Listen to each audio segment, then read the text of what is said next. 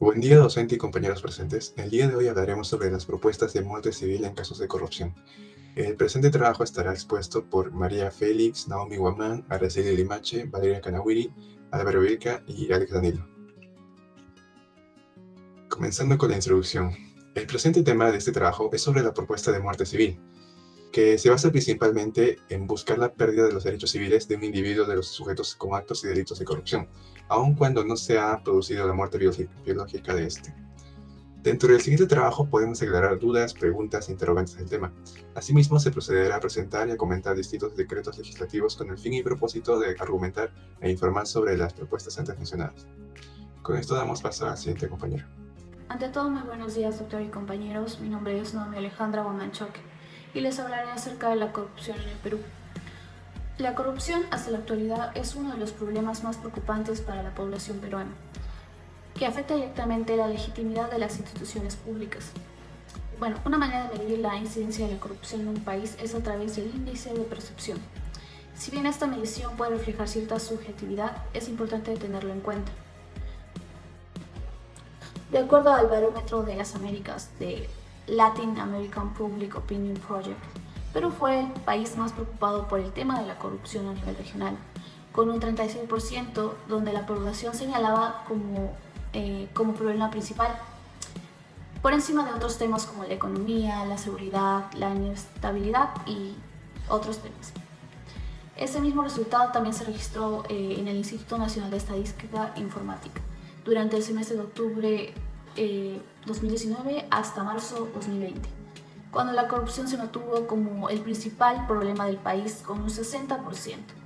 Además, revisando algunos informes de esta última institución, se aprecia que desde el año 2017 hasta la actualidad se consolida la ubicación de la corrupción sobre la delincuencia como el principal problema del Perú. Con respecto a la muerte civil, esto implica la pérdida del Estado civil como tal, el poder, la herencia, los derechos públicos, políticos y subjetivos. Es prácticamente un estado humano que desde un punto de vista está suprimido por la ley. Pero el que sufría la muerte de un civil no perdía su personalidad mientras conservaba cierta capacidad.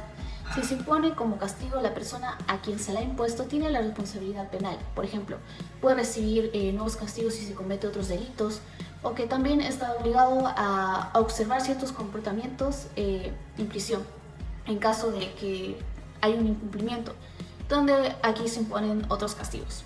Buenos días, profesor. Buenos días, compañeros. Mi nombre es María Fernanda Félix Acosta y les voy a hablar sobre la propuesta de pena de muerte civil a funcionarios sentenciados por delitos de corrupción en agravio del Estado.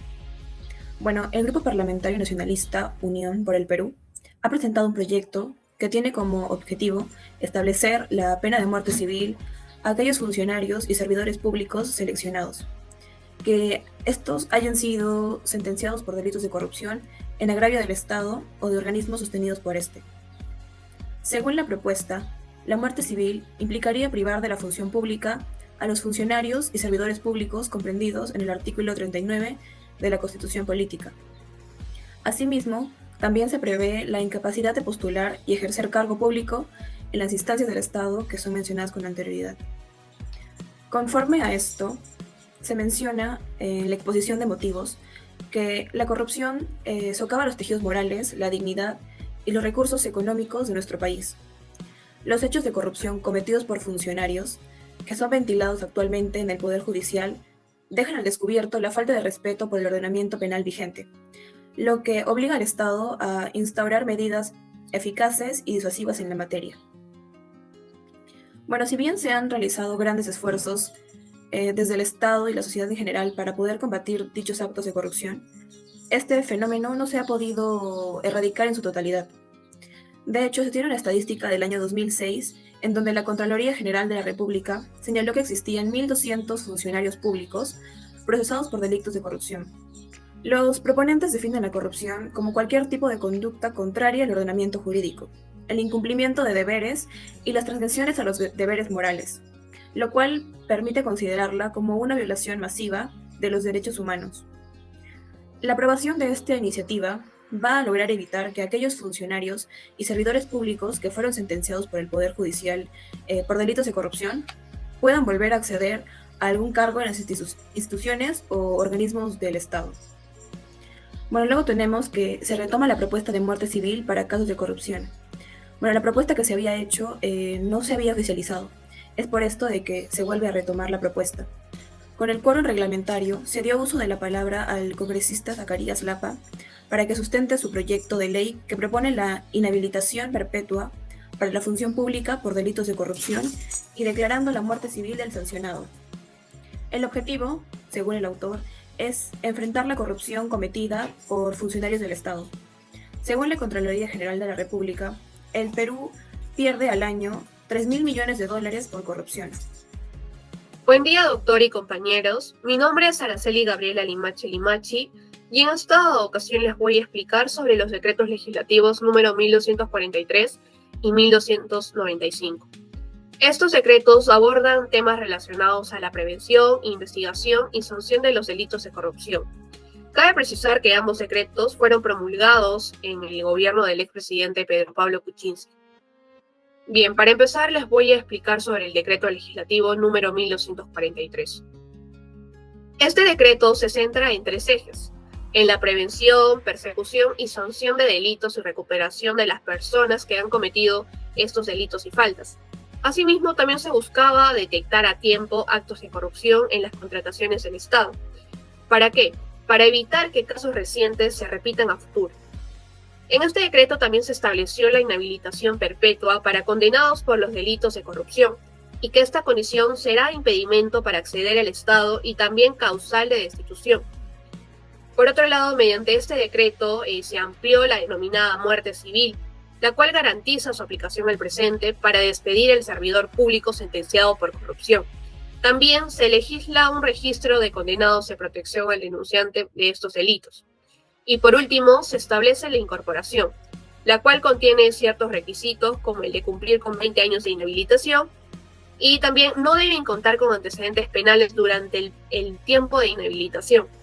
No deben tener proceso pendiente a nivel nacional y no deben encontrarse registrados en el registro de deudores de reparación civil.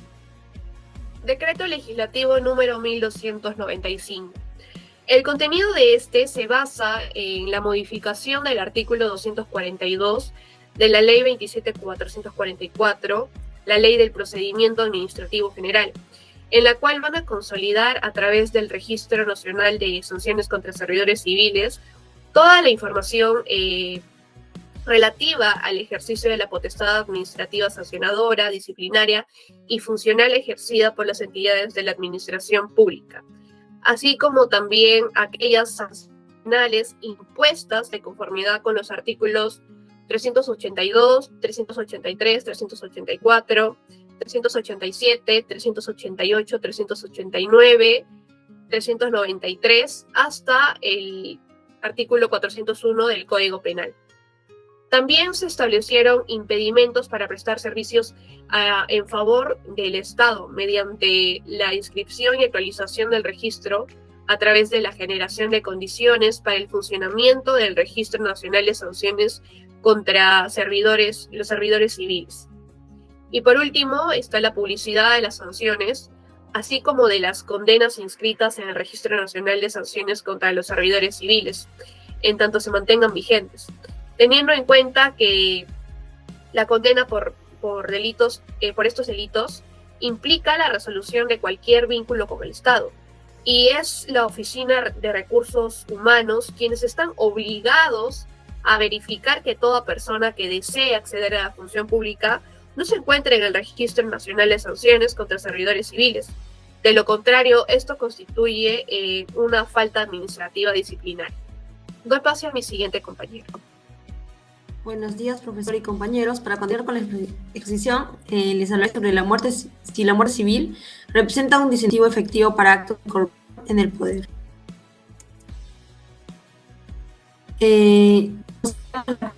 La manipulación de instituciones políticas y procedimientos en la producción de recursos y financiamiento por parte de los tomadores de decisiones de gobierno. Y esto se afecta a la sociedad porque el dinero que ellos se roban, por así decirlo, lo usan solo para beneficiarse ellos mismos. En este caso, como grupo, nos hemos dado cuenta de que si bien muchos presidentes anteriormente hablaron sobre la corrupción y cómo debería ser sancionada, como con más tiempo en la cárcel y entre otros, notamos que si bien puede parecer una amenaza, la pena de muerte no es totalmente efectiva, porque como son corruptos, de tal forma se pueden librar también de eso. Y esto hace que queden entre las personas, no haya una reflexión total, no exista una buena reflexión por parte de estas personas que solo se roban el dinero y sin pensar en los ciudadanos. Entonces pensamos que aunque exista la pena de muerte para la gente que es corrupta, no se estaría dando de una forma correcta y no habrían resultados tan eficaces, por así decirlo. Y eso sería todo por mi parte, gracias. Le doy paso a mi siguiente compañero. Ante todo, muy buenos días, profesor y compañeros.